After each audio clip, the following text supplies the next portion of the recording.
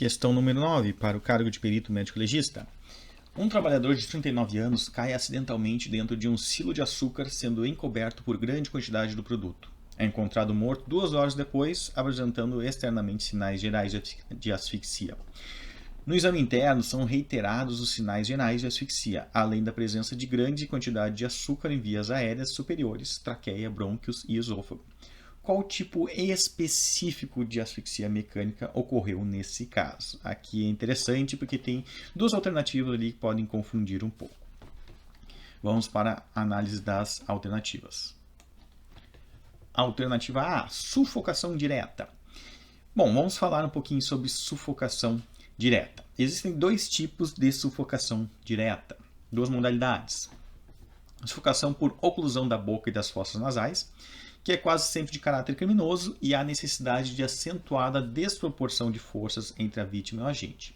É uma prática muito comum no infanticídio, com a ajuda das mãos que comprimem a face do recém-nascido ou sob o travesseiro e por meio de uso de papel molhado sobre a face, como era antigamente praticada no Japão.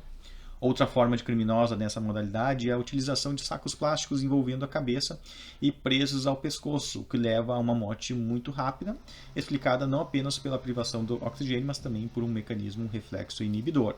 Mas não deixa de ser uma morte agônica. E o outro tipo seria a sufocação direta por oclusão das vias respiratórias. Acontece na obstrução dos condutos aéreos por corpos estranhos, impedindo a passagem do ar até os pulmões. Então, dois tipos de sufocação direta. Essa segunda aí, por oclusão das vias respiratórias, é o popular engasgo, né? A pessoa se engasga com algum alimento e pode ocorrer essa obstrução dos condutos aéreos, tá? Ah, mas será que não é o caso ali do cara que ficou com presença de grande quantidade de açúcar em vias aéreas superiores, traqueia, brônquio? É uma oclusão. Não, não é, porque nós aqui estamos falando de soterramento, que é a alternativa D correta, tá? Se fosse realmente somente essa característica, somente esse fato constatado da oclusão dos condutos aéreos, aí poderia ser sufocação direta.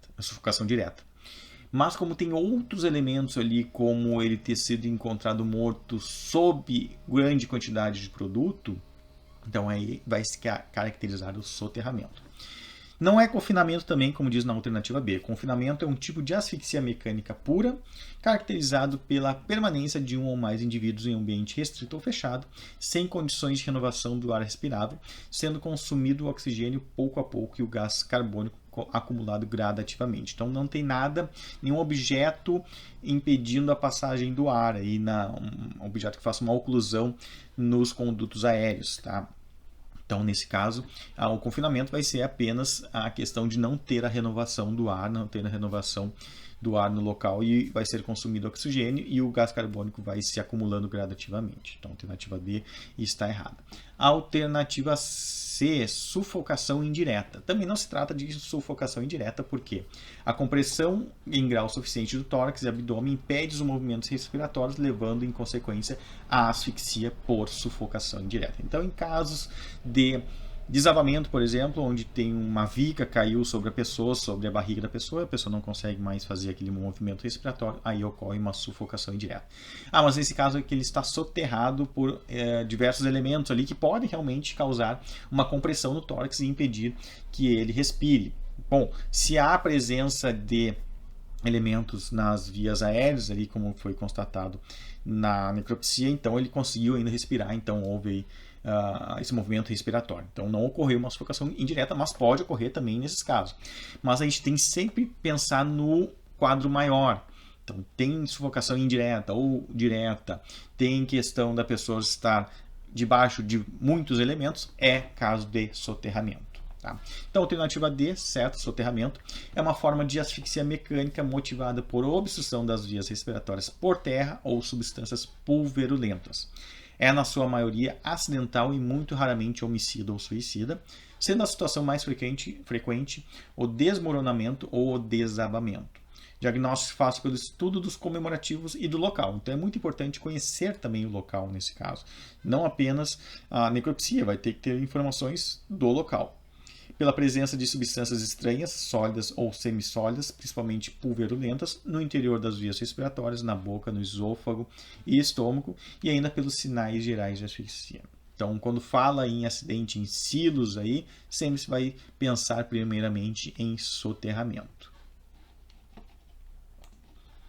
Então, complementando, por que a resposta correta é a D e não a quando fala de sufocação direta, né?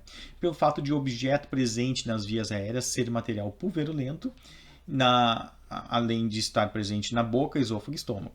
O soterramento apresenta ainda as características de o material cobrir o corpo e a roupa dos indivíduos. Então ele foi bem específico, o França foi bem específico na questão do material pulverulento, que isso aí vai combinar ali com a possibilidade da pessoa não conseguir sair daquele local e expulsar esse material das suas vias aéreas. Então é um conjunto de fatores para determinar o soterramento. Questão número 10, também para o cargo de perito médico legista. Em um desentendimento entre dois cortadores de cana-de-açúcar, o primeiro atinge o segundo com um golpe de punhal que adentra a parede abdominal no hipocôndrio direito, com cauda de escoriação associada à lesão na pele e atingindo o fígado. Este último revida com um golpe de podão, atingindo o braço direito do primeiro, produzindo lesão profunda com secção parcial do húmero. Considerando-se a classificação médico-legal de instrumentos lesivos e suas lesões correspondentes, assinale a alternativa que contém o tipo de instrumento lesivo portado e o tipo de lesão sofrida, respectivamente, pelo primeiro e pelo segundo indivíduo. Então vamos analisar aí. Primeiro temos um punhal e o segundo rapaz, ali, o segundo agressor, tem um podão. Punhal é um instrumento com ponta e pode ter gume. Como a questão fala que a lesão teve uma cauda de escoriação, que é uma característica dos instrumentos cortantes, sabe-se que além de perfurar, ele cortou, o que o classifica como instrumento pérfuro cortante. Então ele perfurou e cortou, realmente ele tem ponta e gume. Instrumentos pérfuro cortantes produzem lesões pérfuro cortante ou pérfuro incisa. O podão é um instrumento semelhante a um machado. Atua mais pelo peso do que pelo fio, podendo causar danos extensos e amputações. É classificado como um instrumento corto-contundente, causa uma lesão classificada como corto-contusa.